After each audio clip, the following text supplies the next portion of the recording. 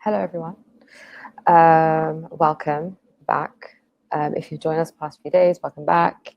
If you are just joining us, welcome to our fourth online talk session. I've had the pleasure of drawing up a list of people that I want to talk to and just given free rein. Sana today is one of those people who I'll be talking to. Sana Badri is a British Tunisian artist.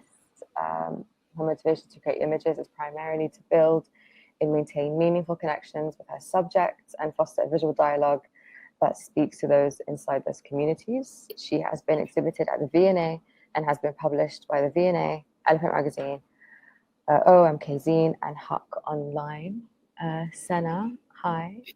Hi. How are you? Thanks for having me. I'm good. I'm excited to chat. Thanks for having me. No, thanks for joining us. I'm really excited to have you, not just because you're a fellow Londoner and sometimes I feel a bit homesick, but because your work is so powerful. I was trying to remember when I came across your work, and I think it was the mass ride out of young people cycling across London, paying tribute to victims of the horrific Grenfell Tower fire, and we've been following each other online as well. So I'm so stoked that you've accepted and agreed to do this. When I look at your work, to me, it celebrates people, it celebrates everyday interactions, it celebrates place, the mundane, the everyday, and the thing about your pictures for me is that it instantly, especially the ones of markets and just people on the streets of London, it instantly transports me back home. And I feel like I can hear and smell London through your images. And seeing stuff during the World Cup, you kind of documented Goulburn Road and the celebrations, Morocco winning. And yeah, I'm super excited. I'm going to stop talking because there are a couple of projects that I want you to talk about and talk to our audience about. So I know you've prepared some slides. So I will give you the floor. Okay. I just want to remind people that we do have the chat function. So if you do have any questions for Sana, please pop them in the box. I'm just checking the chat. Okay. Okay. Is it? You can see my slides now, right? Let me see. I can't. You started the presentation. Oh, stopped. Yeah, there we go. Yeah. Okay. Yeah. So that's me, Sana. Hi. And yeah, it's cool you mentioned the ride out. The first photo I have here, I think the first pictures I've prepared just sort of to introduce the general, I suppose, visual language and interests, message, however you want to put it. So this photo here it's a street just around the corner from a school that I teach at, and there was a bike shop on that street, and that bike shop used to always be full of lots of young people just sort of hanging around, spending time, and also going to get their bikes fixed. When we were running youth sessions at a youth club locally, we brought a group of kids there, and they taught them how to fix their bikes themselves. They teach them how to make bikes themselves for free. So it was really a hub for kids in the area. And it was also a place that was constantly being subject to complaints from locals. There's a few, gentrifying cafes up and down the road, complaining about noise and smells or whatever it was. And so I think it was kind of a mix of that imminent loss and also the importance and the value of the place that sort of pushed me to start documenting kids on their bikes and around this shop, and then also like the rides that they would go on. So this kid was just from an afternoon where they were just sort of chilling and hanging out outside the shop, and that place did end up getting shut down. They got moved out of there, and now it's a cafe. So it is gone. And this one really, I know it really means a lot to me, because a lot of the motivations to photograph things is documenting things that I really love, and also preserving and protecting them as best as I can, or however possible. So, you know, the shop's gone, but at least, I don't know, it's really small, but there's a record of how special it was. And yeah, the ride out, they do that once a year. Thousands of kids get together, and it's sort of like a statement against the knife violence in the city.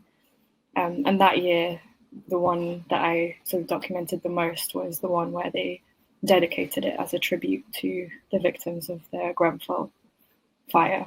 So yeah, this is Well Street. It was called The Pit Stop on Well Street. So RIP The Pit Stop. I'm sure this kid is now probably taller than me. And also the other thing about this photo, why I wanted to start with it, is I think it captures or kind of imitates a lot of my inspirations, I think, more than some of my other photos do. So I was thinking before this about how to, like, what list of photographers to talk about, like where I draw inspiration from. But actually a lot of the inspiration visually for me comes from films, filmmakers and cinematographers. So the work of Khalil Joseph is a really big one, and his use of light. And yeah, this one I was proud of because it kind of, I can see it in this image. Yeah. Yeah, I want to capture images where you can kind of see that it's a moment of in time, like of movement. And yeah, so Khalil Joseph is a huge inspiration visually. Now you've said it, I see it. Yeah. Okay. Yeah. I'm happy. I love his work so much. And then this one here, gosh, bless the Church Street Market, which again, it's like the last one. So if I take the photos over a long period of time, just kind of revisiting somewhere that is special to me personally. I think those are the best projects that I've worked on. So Church Street on a Saturday is really busy. Go there and get my stuff. You can get everything from really good jewelry, like hot food, and your fruit and veg. And it's also a place of gathering. Like, people just come to chat, hang out, because there are very few places in the city where you can just be outside, where it's not a park, and you can just sort of stand around and chill, and you wouldn't be moved along for loitering. So I think markets are really special for that, and for communities of colour, people who have come to London from other places where they're used to that kind of communal space. So yeah, this was just a cute moment that, from one of those. I think the rest of these, this is another one from Church Street. I think the city, I'll go back to this. The other big inspiration, other than the photographers and filmmakers, is just the city, like London. It's it can be a tough place to be in, but I really love it so much, and I wanna show that. I think that's what I'm trying to do there. And this kid is from Holloway Road. It was Arsenal had played that day. He was wearing his Arsenal t-shirt, riding his bike. His mum was recording him. I asked them both if I could I could take a little snap. He doesn't. He looks It's such a sweet image. Yeah, he looks. I don't know. He looks like a combination of like surprised and stern, but he definitely he chose this pose. Like this is how he wanted to be photographed, and his mum was taking a picture whilst I was taking a picture. So I enjoyed this one a lot. Yeah, just more of Church Street. Another source of inspiration is a filmmaker called, I'm going to butcher his name, but Yasujiro Ozu. He's a Japanese director, and there's some really beautiful symmetry and framing in his films that just feel a little bit more spirited than like a Wes Anderson symmetry. It's a little messier, a little more alive, and yeah, I enjoy trying to catch that. So yeah, just other moments of connection and beautiful light in areas. Like, so this is my area. Your use of light is so, it really draws you in, the use of light. And it's funny because when I think of London, I don't think of light. Like I think of like rain. London is grey, but the fact that you're able to bring out these little pockets of light in your images is so stunning. Yeah, I really look for them, and I've learned, just the basics of what time to take my camera out, what days to take it out, and so it's more intentional. Yeah, like I know when it's grey, like you can still get, sometimes, like I don't know, let's go back. Oh, I was going back on there. Like a day like this was definitely a very grey day, and there are other things to look for, to capture like the feeling that I get when I'm looking at what I'm looking at. Like that's what I'm trying to do. It makes me feel a certain way, and I want to convey that. But light is definitely such a powerful way of conveying a feeling. And so when springtime now comes along, I get very excited, very happy, because the opportunities to catch the light are plentiful. And I take my camera out every weekend and just sort of linger around. So that's actually, I guess, worth mentioning. These two from this series on Holloway Road, which is still going on. I'll go on a walk or go get my groceries or do whatever, and I'll take my camera with me. And if the light looks right, I'll just sort of hang around. I try and not look too weird on the corner or on the side of the road, and wait for something special to happen. And if it does, then it's great. And if not, then no. But it does mean that really, like on a day, on any given day, I could take as little as like 2 or 3 pictures. Obviously, some days you take a lot more, but it takes a lot of patience to catch these moments, like these two. I had to interrupt them and ask them, and then ask them to go back to exactly the position that they were in, and I was very happy that they complied, because people say no all the time. And this one as well, I loved that little bit of graffiti and the shutters, and so I stood there and I wanted specifically a family to walk past. So it took a while, but then these guys did. So I got very happy when that happened.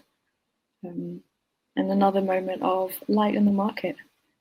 Just trying to, I think that's kind of like an intro to the practice, or my practice, how I go about it. I love these pictures. I'm glad you kind of started off with these particular images. I saw the next slide is mothers and daughters, which I'm really excited about.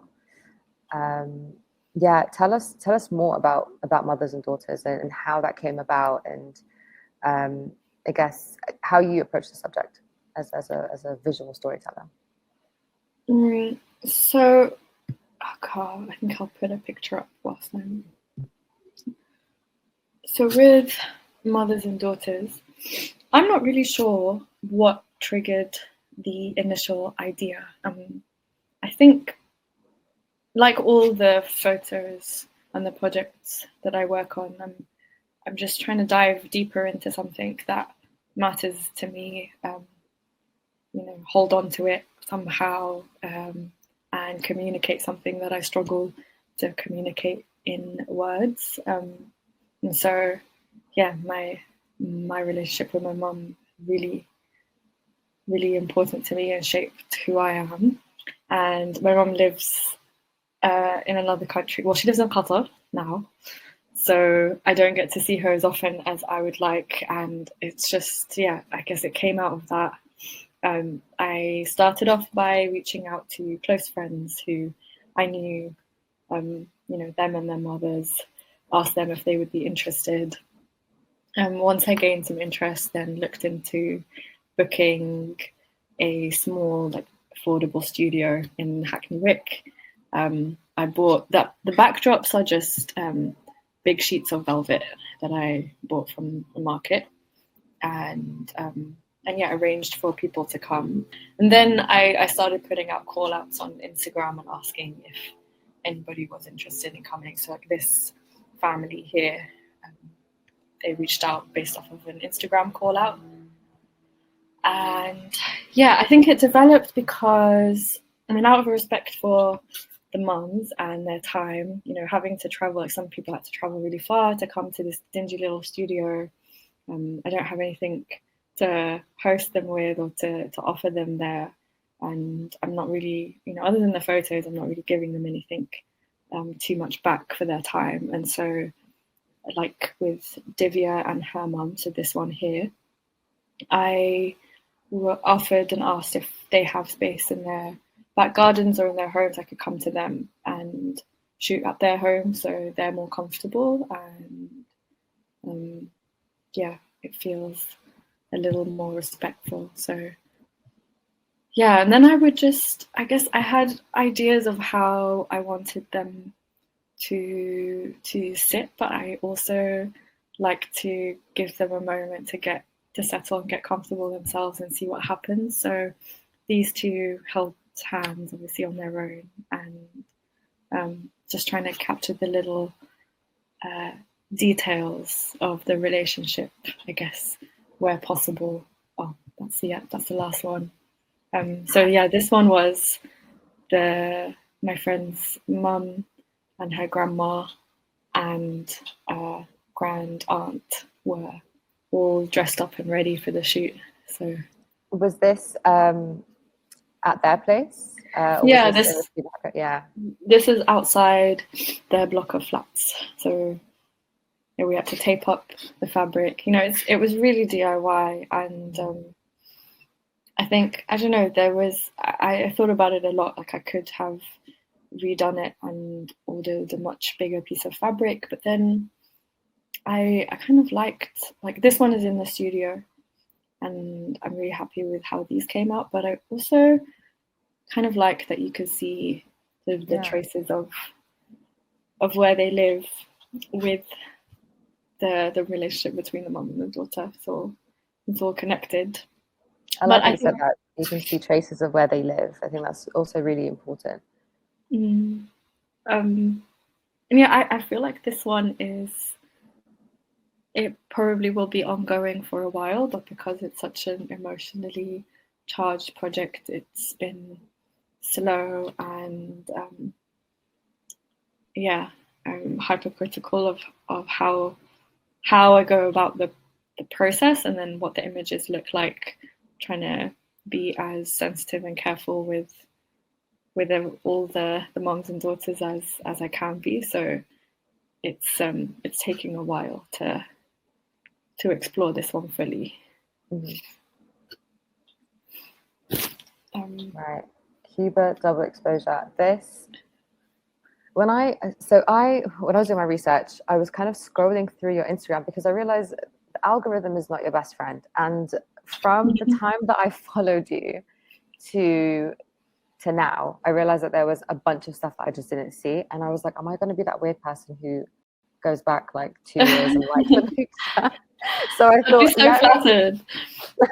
I thought let me ask her to speak about it, because I saw some pictures, and I just thought they were just so visually interesting. It's something that could be, I guess, to the more like seasoned photographer, something so simple as double exposure, but there's layers to it, not just literally, but it feels like a bit of heavy images. It says more than you see. So I wanted you to speak about Cuba double exposure, and how you came about creating this project, and I guess your methods as well, your methodology. So the literal method was a little tricky. So rolling, so putting the film in the camera and then photographing a roll. Then instead of winding the film back completely, just leaving a little trace at the end, and then having to do that in the dark, like with a sheet over it, so I couldn't see it. So it was quite fiddly. And then putting that same roll of film in again, and then shooting over it. And I know that, or I knew obviously that I wouldn't know what photos would be layered over which photos. So what I was trying to do was to take pictures of just purely like landscapes, buildings on one roll, and then when I winded it over again, to do the portraits and the people layered over it. And I think the reason for this is like, I don't know, with Cuba, it's so visually and otherwise like really rich, and so there's so much to capture there, but it's also not my it's not really my place. Like, it's not my area of expertise. I don't know it as intimately as I know London or other places, and so I struggle to photograph places that I'm not familiar with. So when going on holiday, I just don't really take that many. I used to try and force myself to more, but then over the last few years, I just sort of understand that I don't get the best photos out of it, and I don't really enjoy it as much. But with this, it is also capturing like the hazy confusion of trying to make out what you're looking at and trying to decipher what's happening around you. But you're more forgiving for experimenting because you don't feel so comfortable taking images in new places. Did that make it?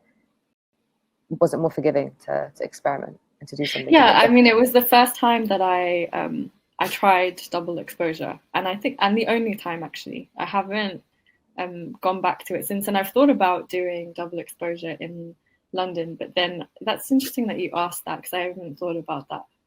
Because I have thought about doing it here a lot, but each time I think I'm a lot more careful or considered with like what exactly am I going to shoot over what, and how would the buildings layer over this, and it's a little more rigid in my approach, because I know what I want more, whereas with this it was just a dive into the dark, and it's really exciting to see the roles when they're developed, when they come out, and seeing what happens and trying to remember what was from where. Yeah, it was honestly just born out of not being familiar at all. In this image, it's super hazy and just soft. It feels soft. Yeah, and this one was this one really for me was a feeling. It's a very specific hot afternoon. I really remember this afternoon, and I was trying to convey the feeling of Cuba, but not really making any statements or any, like, this is what, here's a portrait of a Cuban boy, or here is a Cuban street. The place is so complicated, and yeah, I'm not too comfortable documenting places I don't know like that. How long were you out there for, and did you, I guess, explore every day with a camera, or was it again, because you weren't too comfortable at that place, you would maybe not take out certain days, or what was? I think I would have it in my bag all the time. The camera that I took with me is a Pentax MV1, so it's a bit more lightweight.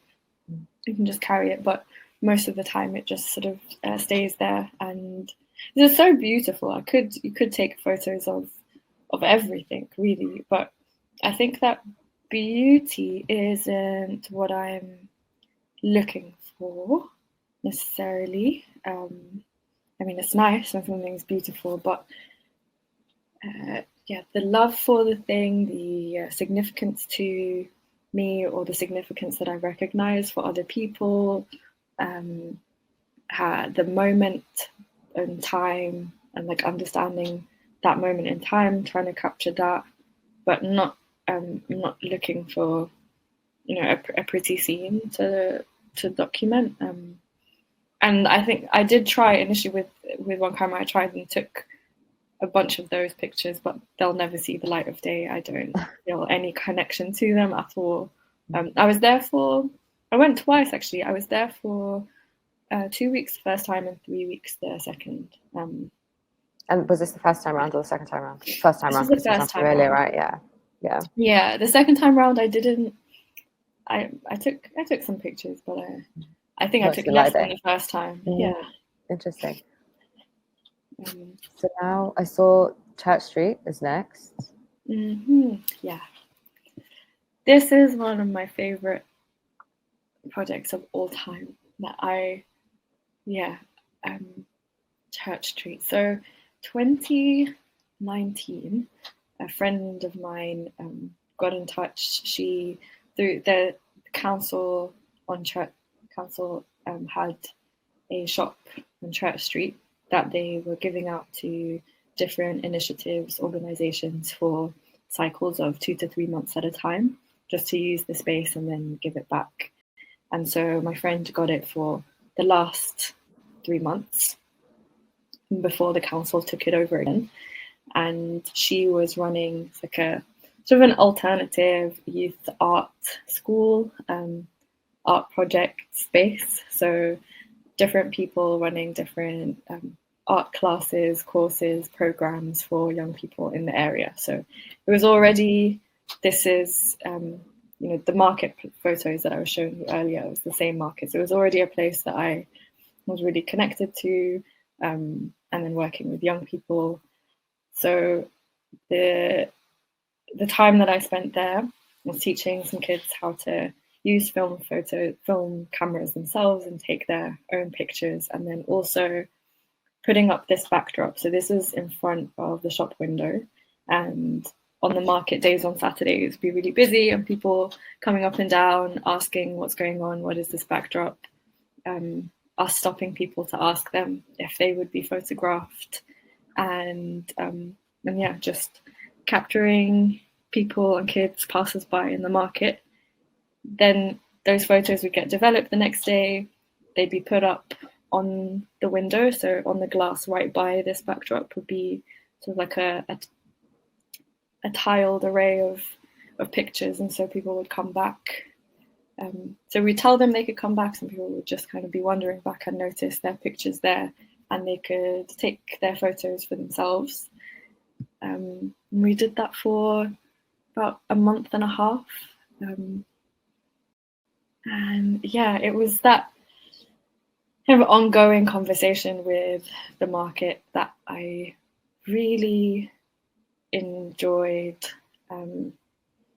This photo is one of my favorites, and we got it printed in A1 for the final exhibition, and the exhibition was just for a week or a couple of days. I can't remember. It wasn't long, but the people in the photos came to collect the big prints of themselves too. So they took those home. And so this girl and her dad, her mum and auntie came to collect their big print. And I like the idea of it in someone's house somewhere.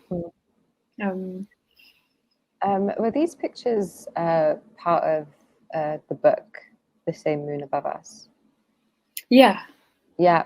So because I remember coming across, I think it was a post about it, The Same Moon Above Us, A Tunisian Tale. So it's a photography book showcasing the work of Tunisian photographers across kind of different, fashion photography to kind of more documentary, and features obviously Sana's work and two other Tunisian photographers that I love, Safwan Ben Snama and Omeima Tanfous, two other incredible photographers. So you, with these workshops, I wonder, what is it like running workshops, and like how receptive were people at the beginning? Did you find there was this like, oh, she's taking over Church Street, or was it like were people a bit apprehensive? I think because some of us were familiar faces-ish, and also we took over a shop on Church Street, but it's like a drop in the, well, it's not really an ocean. Church Street isn't that huge, but it wasn't a noticeable takeover or change. And I think we all tried to not force ourselves on anyone, so a lot of it was people just kind of coming by themselves, and because we were working with kids who were local, and they would bring their friends, their cousins, their parents over. It kind of just snowballed bit by bit. Like, it wasn't the busiest space. It can get really hard getting the word out and getting people to engage, but it built up slowly. It was a slow burn, which is why it was such a shame. I think spaces like that, they're so necessary, and they really take time to build like genuine, long-lasting engagement. Like, you can't just flip a switch and have a real connection with the place, and to actually give something of value to the people there takes listening both ways. And I feel like by the time we were getting really comfortable, that was when it was time to hand the space back. Yeah, and that's another thing that sorry. No, go ahead. I think you're going to answer the question I'm going to ask. I don't know. I would say that was another thing I didn't mention earlier. Like the Well Street, the Pit Stop bike shop, Church Street Market has, they've been announcing plans for regeneration for a while. What exactly that's going to look like is a little vague, and the space that we had itself was taken over by the council's regeneration team, where they're sort of planning all the plans for the whole area. I think people don't really realize how important photographs like these are. I mean, because I remember I lived in Peckham for a year and a half, 2 years, and I remember when Elephant and Castle Centre was closing down, just that very prominent kind of pink elephant that sticks out like a sore thumb. I remember like it was just like a regular thing that you kind of walk past, and it's like, oh, Elephant and Castle, the pink elephant, the shopping centre, and then when it's gone, you're like, oh my god, it's so empty. Yeah, a whole community has kind of been moved out of has been moved out, and it's really sad. And I think the fact that you're documenting these important places where communities thrive and make a living, and it's really, really important. I mean, I hope that the photos can be of use in the future, just to show that we were here. Because after things change, we were talking about this with friends the other day. An area actually in Elephant and Castle had changed so much, and it's hard to remember, even though you were there. You could have been there your whole life. It's hard to remember what was there just before, and you think you'd never forget what the space would look like and how you spent your time there. But once it's gone, it can be such an erasure of, like you said, an entire community and a history. And then, with this, I didn't say the backdrop was playing on its own. So it's like taking from a tradition and a history of its own of studio portraiture. So very popular in West Africa, and the photographer Malik Sidibe. I think a lot of us had pictures taken in front of like a waterfall, or your parents make you dress up and go and get your photo taken. The typical poses, the hand on the shoulder. And what should I have more? What I loved about Malik Sidibe's work and loads of other photographers who take studio photos is there's a formality and like an occasion about it. It gives people a real sense of, I'm here, I matter, and here's my picture. And I could really see that when people would come and get their photos taken and pose really seriously, but also it can bring out a playfulness that, I don't know, something about a massive, vague mountain scenery, standing in front of it to take a picture, brings out different sides to people that I really enjoyed. Like these boys were, they were very serious. They had been laughing a lot just before, then they stood there and this is what they wanted to do for the camera. I like the boy on the left a lot, actually. Yeah. Very intentional. Those three poses together, it's so great. Yeah, I feel like you can really imagine where they came from and where they're going, but they're running home after football. Yeah. To have some lunch. Or at least, I like to imagine that they could have been doing other things. And that's the thing with your pictures, there's this imagination. There's you can really imagine being there, and not just the human connection, but the scenario, imagining the scenario, the conversations that you might hear in the market, or kind of the smells you might smell. I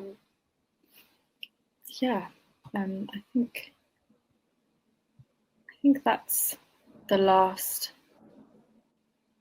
This one's the last picture that I've got. Oh, those are so great. There's so much I kind of want to talk to you about. I guess because you're a self-taught photographer. Mm-hmm. How did you get into photography? I mean, it's such a simple question, but I feel like the answers are never simple. How did you get into photography? I think so. I was always really interested in how you can communicate a story visually, and like I said, film was a big part of that. Like I'm fascinated by how things are lit and framed and shot for a film to tell a story, music videos, etc.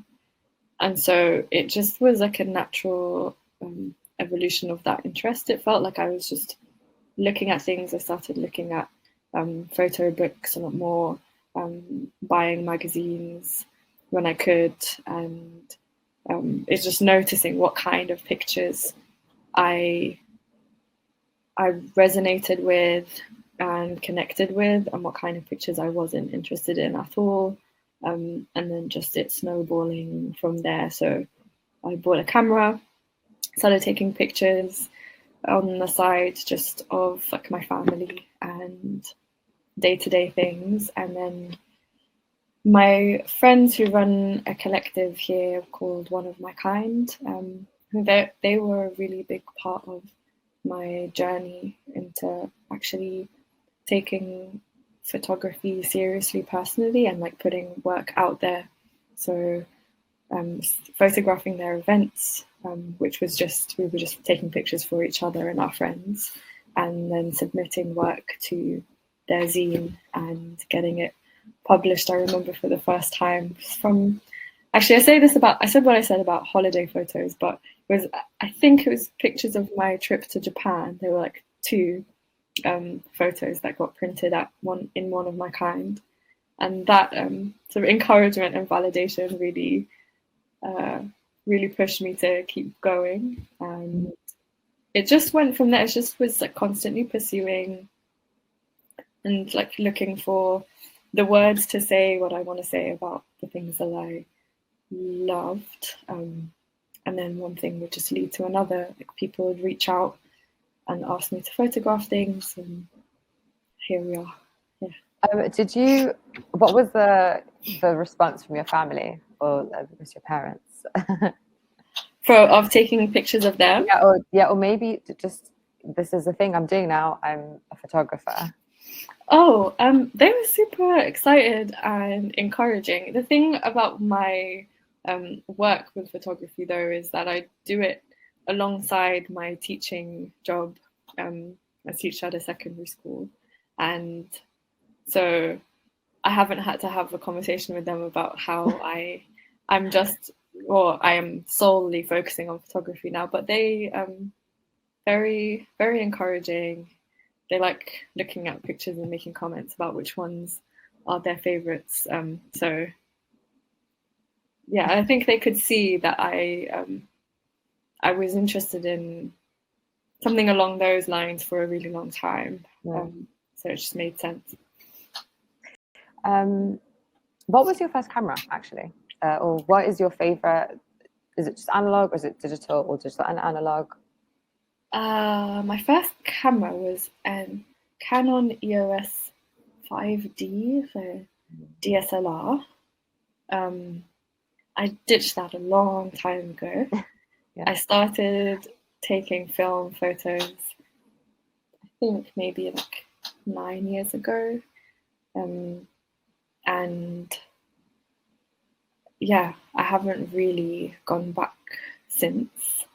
But now I'm heavily considering getting another digital camera because of how much film costs now. And yeah, I think I got used to using a film camera. I think for me was a kind of education in consideration, moderation, and like care, patience, all those things. Like if you've got 24 shots to take, you can't just press the shutter over and over and pick your favorite of 50 photos to use. You know, you have to really consider when you're going to take a picture. And so that really taught me to sort of train my eye, and it taught me how to understand the settings in terms of like lighting, being able to set the settings manually without using a light meter. You develop like a really intimate understanding of light. And I used to go around with, so nerdy, but a little notebook I'd carry around, and whenever the lighting would just, you know, make me feel a type of way, look extra beautiful, I would just take little notes on what the lighting looked like, what kind of bulbs were around, a little sketch of it, and just developing an intimate understanding.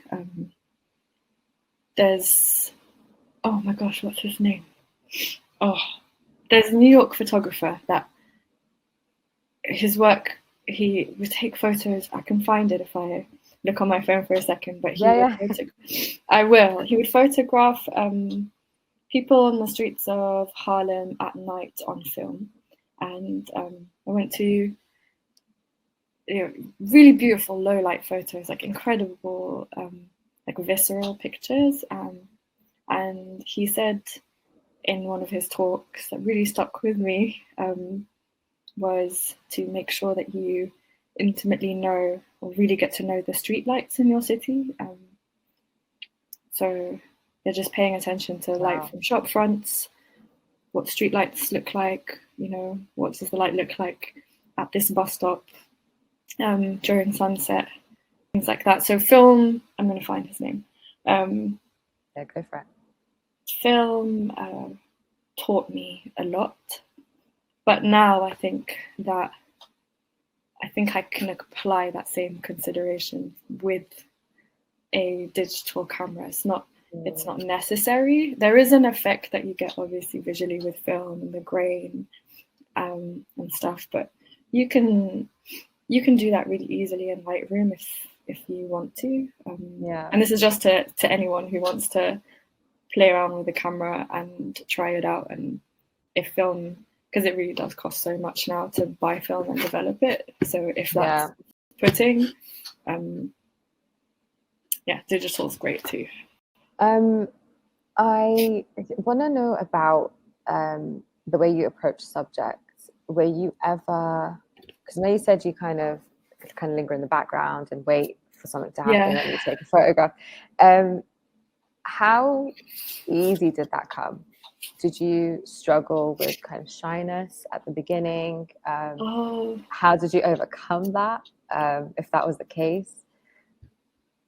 Yeah, I did. I really did, because I feel like you can really get in your head before asking somebody to take a picture of them. And the way I got over it, honestly, I really remember this quite clearly. There are some photos that I have in my mind that I never got to take, that I really kicked myself over, because I feel like they would have been perfect, but I just didn't get the timing right to ask the person, or hesitated too much and never asked them. So at the beginning, I used to find it a lot harder. Now, so I'll just say, at the beginning it was a lot harder. I'd be more apprehensive to approach people, but I guess the desire to take the photo sometimes would overcome the shyness, and I just push through and ask. And over time you just see people can be really happy to really lovely and friendly. And then also when people say no, they never say no in a way that is like rude or disrespectful. They're just, I think it's, I appreciate that people say no too. Like, when I'm taking a photo, I know that that person is comfortable to be in that photo, that there are two of us involved in the image making, and having that regular no being told to me just reminds me that I'm part of image making, I guess, that is not about me. But then now I just ask people. Just all the time. But also I think, like, for example, let me go back.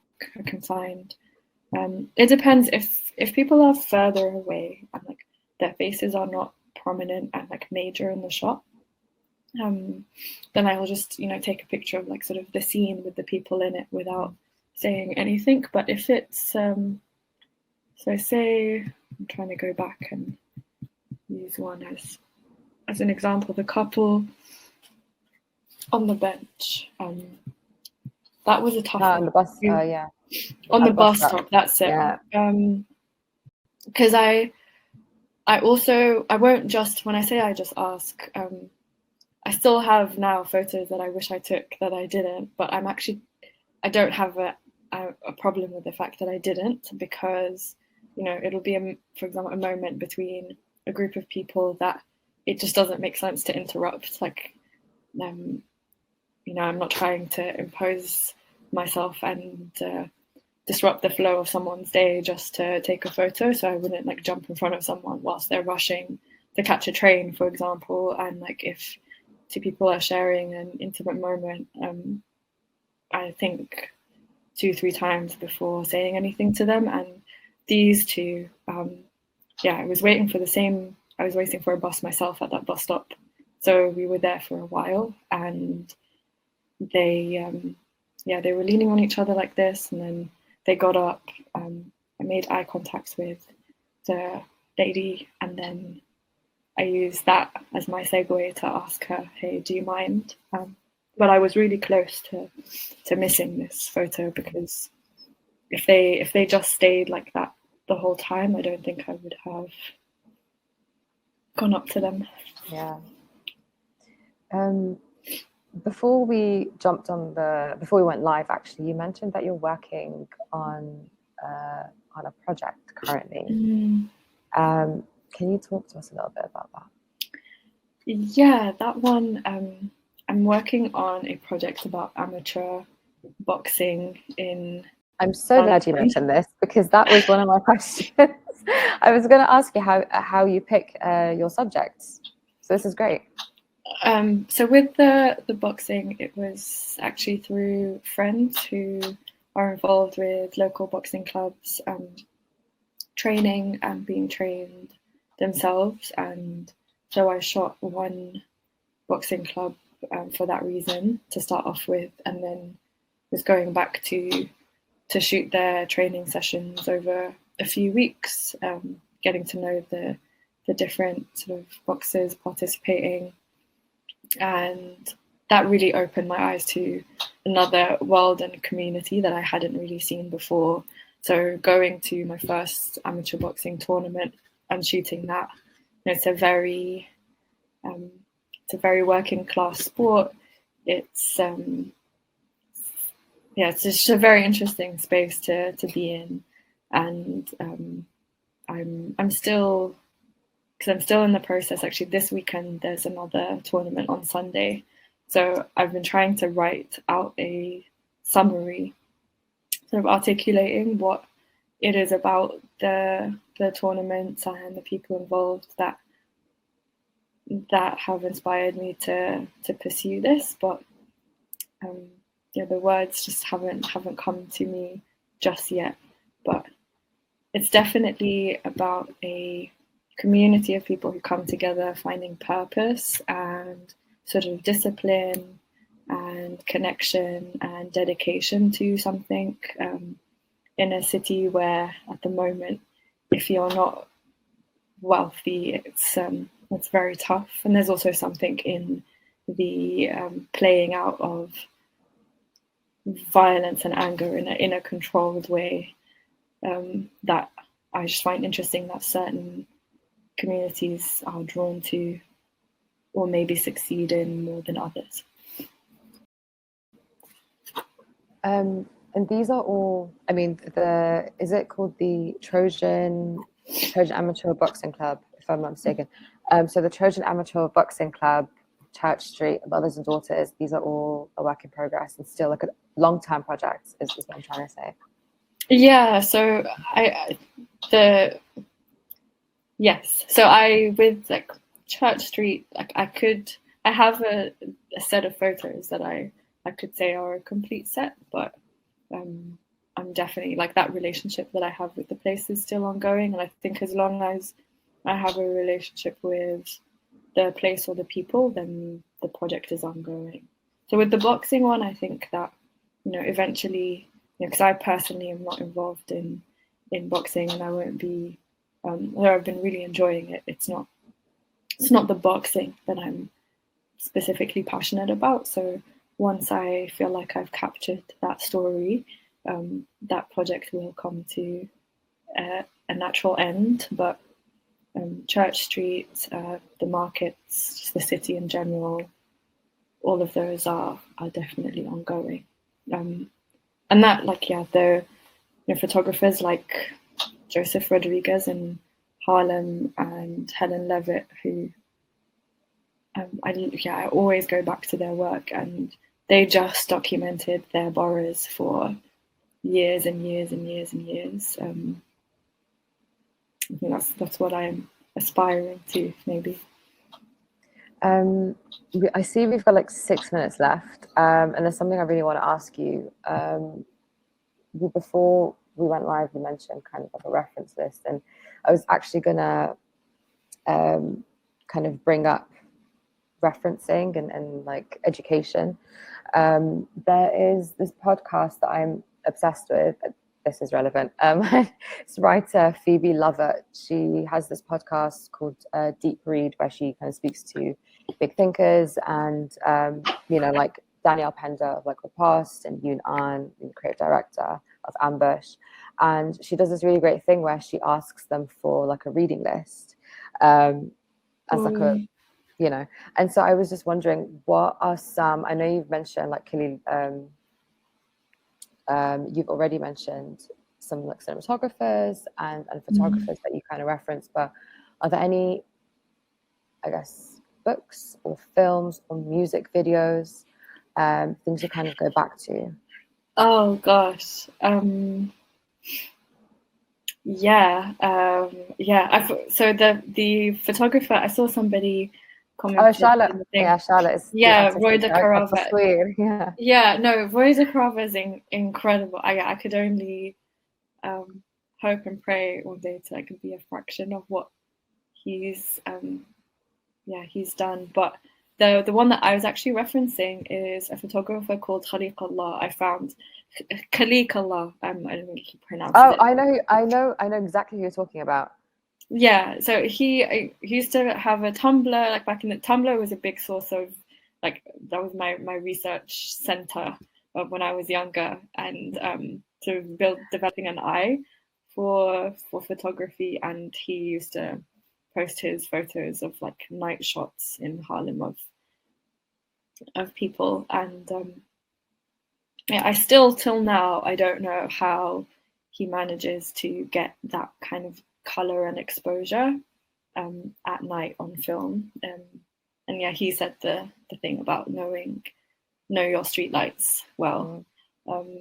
And books, I mean, that's that question, to think about books and how they have linked to photography. I mean, I wish I had thought about this a little before. In terms of music videos, sorry? I said, to be fair, I probably should have prompted you like a few days ago. No. I mean, I was putting that together in preparation for this because I wanted to speak about references. I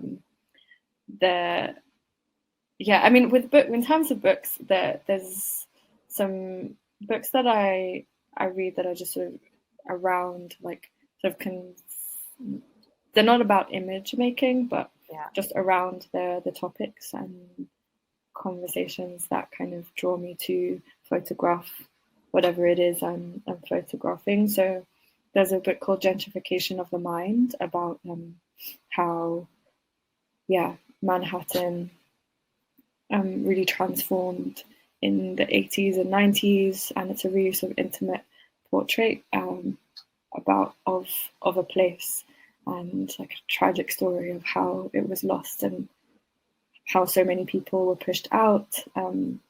That one really stuck in my mind as one that links to the projects that I work on.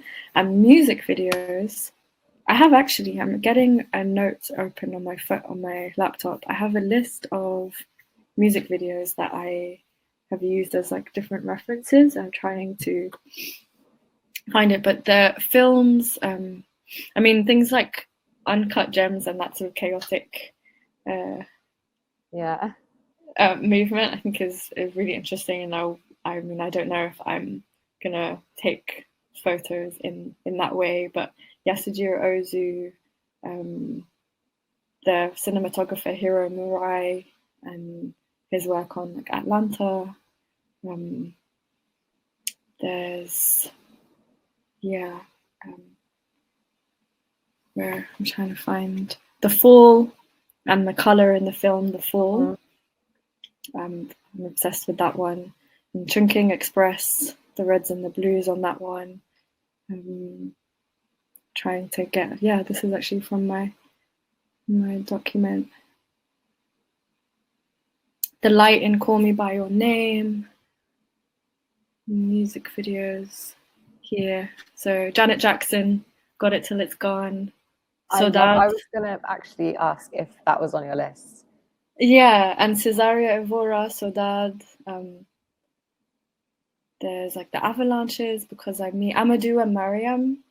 Bafou Safou and La Confusion, there's a couple of those. And The Blazers, Territory, and Heaven. Heaven in particular for the light is really beautiful. And Flying a Lotus, a couple of their music videos, but they're worked on by Khalil Joseph. Yeah, I've got a list of 30 here. I'm going to stop there. Cool. I see that it's been an hour, but there's one question I want to ask you that I've been asking everyone. Tasweer is so young, and you as a young self-taught photographer, what is something that you want to see festivals, or Tasweer, offer photographers, or what can Tasweer do for the photography community?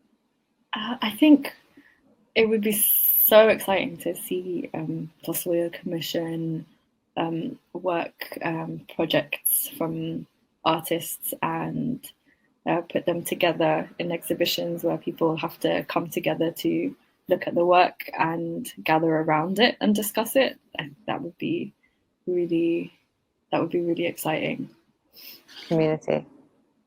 Yeah, creating a photo community and generating, supporting the generation of new work would be great. And also, I guess, delving into local archives and like the region, bringing out, what photography might be hidden away that we haven't seen yet from the past few decades.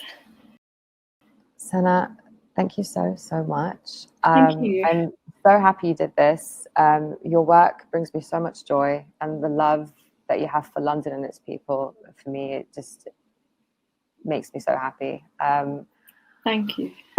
Thank you so much. I just want to remind everyone that Tasweer is running till the 20th. The exhibition's at M7, and like we announced yesterday, the exhibitions at Metcalf are running till August. There'll be more information online. Please join me tomorrow. I'll be joined by Marwa Abu Layla, who is the co-founder of Cairo Photo Week. Sana, thanks again.